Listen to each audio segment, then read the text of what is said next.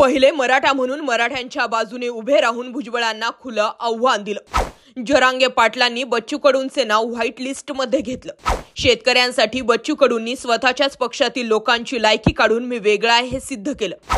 कधीही राजीनामा फेकतो आणि हे फक्त बच्चू कडूच करू शकतात हे सुद्धा सिद्ध केलं। नेमकं घडलंय का? बच्चू कडू सध्याच्या राजकारणामध्ये एक व्हाईट लिस्ट मध्ये असलेला पुढारी, मुळात म्हणजे सरकारमध्ये राहून सरकारच्याच लोकांच्या विरोधात त्यांचीच लायकी काढून स्वतः आपण कसे वेगळे आहोत हे सिद्ध करणं आणि ते जनतेनं स्वीकारणं हे फक्त आणि फक्त बच्चू कडूंना जमू शकतं। खरं तर मुख्यमंत्री एकनाथ शिंदे यांच्यासोबत बच्चू कडू गेल्यापासनं आजतागायत बच्चू कडूंची इमेज ही डॅमेज झालेली होती। काहीही केल्या ही इमेज डॅमेज कंट्रोल करणं बच्चू कडूंना जमत नव्हतं। ज्या ठिकाणी बच्चू कडूंना जनसामान्यांचा माणूस म्हणून ओळखलं जायचं त्याच ठिकाणी बच्चू कडूंवरती सुद्धा 50 खोक्यांचा आरोप झाला, गद्दारीचा शिक्का लागला आणि या सगळ्या घडामोडींमध्ये बच्चू कडूंच्या पदरी मंत्रीपद सुद्धा पडलं नाही। या सगळ्या भूमिकेमुळे बच्चू कडूंना पश्चाताप तर नक्कीच झाला असेल। आपण पक्ष फोडला नसता किंवा पक्षातून बाहेर पडलो नसतो तर एक वेळी योग्य झालं असतं। मुळात म्हणजे बच्चू कडू हे प्रहारचे, परंतु ते उद्धव ठाकरेंसोबत होते आणि त्यामुळे त्यांना एकाच पक्षामध्ये गिनलं जात होतं। हे सगळं करण्यासाठी बच्चू कडूंना अगोदर त्यांची इमेज क्लीन करणं खूप गरजेचं होतं आणि त्यांना ती संधी मिळाली, ती म्हणजे मनोज जरांगे पाटलांच्या रूपानं। मनोज जरांगे पाटलांचं उपोषण मागे घेण्याची ताकद फक्त आणि फक्त बच्चू कडूंमध्येच होती, कारण बच्चू कडू आदल्या दिवसापासून जरांगे पाटलांपाशी तळ ठोकून होते। मनोज जरांगे सुद्धा बच्चू कडूंचं नाव व्हाईट लिस्ट मध्ये घेत होते, त्यामुळे जरांगेंचं उपोषण मागे घेण्यामागे बच्चू कडूंचा सिंहाचा वाटा।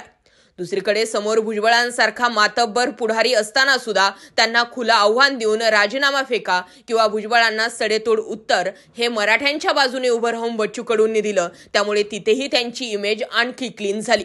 आणि दुसरीकडे आता हिवाळी अधिवेशनादरम्यान आपल्या स्वतःच्याच पक्षातील सत्ताधाऱ्यांना तुम्हाला निवडणुकींसाठी तिकीट लागतात, त्यामुळे तुम्ही कसे काय त्यांच्या विरोधात बोलतात असं म्हणून किती तुम्ही लाचार आहात असं म्हणत त्यांनी बच्चू कडूंनी स्वतःच्याच पक्षातील आमदारांना आरसा दाखवण्याचा प्रयत्न केला आणि हे फक्त बच्चू कडूच करू शकतात।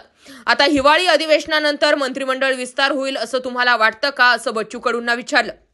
मी मंत्रिपदाचा दावाच नाकारलाय, त्यामुळे हा प्रश्न तुम्ही भरत गोगावलेंना किंवा संजय शिरसाटांना विचारला पाहिजे। मी आता दावा सोडला आहे तर मंत्रिमंडळ विस्ताराबाबत मला कशाला विचारता? मंत्रिपद हा विषय मी माझ्या डोक्यातून कधीच काढून टाकलाय। बच्चू कडूंना कुठल्याही कसल्याही मंत्रिपदाची गरज नाही। हम अकेले ही काफी आहे, सब संभाल के लिए। आता मंत्रिपद मिळालं तरी घेणार नाही, मंत्रिपदाच्या शपथपत्राचा कागद फाडून टाकेल आणि 4 तुकडे करेल असं सुद्धा थेट वक्तव्य बच्चू कडूंनी केलंय। एकतर लोकांनी हे स्वीकारलंय की उद्धव ठाकरेंना सोडून बच्चू कडूंनी चूक केली, परंतु त्या चुकीचा पश्चाताप त्यांना झालेला आहे। भूतो ना भविष्यती बच्चू कडू असा कुणावरही विश्वास ठेवून पुन्हा स्वतःच्याच पक्षाचा किंवा स्वतःचा अशा पद्धतीचा लिलाव करणार नाही। आणि एकंदरीत आता बच्चू कडूंच्या शेतकऱ्यांच्या बाबत असू द्यात, मराठा आरक्षणाबाबत असतील किंवा मग मंत्रिपदाच्या विषयाबाबत जर बघितलं तर बच्चू कडू हा माणूस वेगळा आहे हे बिंबवण्यामध्ये आता बच्चू कडू यशस्वी ठरताना दिसतात। त्यामुळे या सगळ्या राळ्यात बच्चू कडू मात्र 100% कमावून बसलेत असं म्हटलं तरी चुकीचं ठरणार नाही। याबाबत तुमचं काय मत आहे? कमेंटमध्ये जरूर व्यक्त व्हा। मुद्दा विषय पटला असेल तर होऊ द्या शेअर। जय महाराष्ट्र पब्लिक।